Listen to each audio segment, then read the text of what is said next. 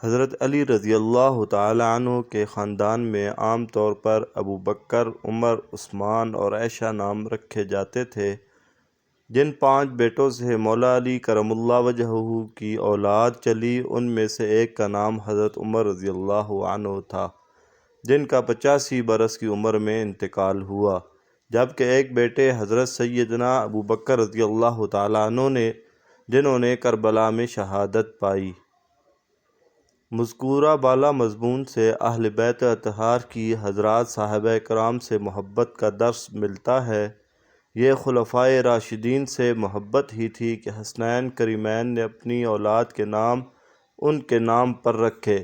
اسی طرح حضرت سیدنا امام زین العابدین رضی اللہ عنہ کے 2 بیٹوں کے نام عمر اور عثمان تھے۔ امام جعفر صادق رضی اللہ عنہ کی ایک شہزادی عائشہ نام کی تھیں۔ امام موسیٰ کاظم رضی اللہ عنہ کے 3 بچوں کے نام عمر، ابو بکر اور عائشہ تھے۔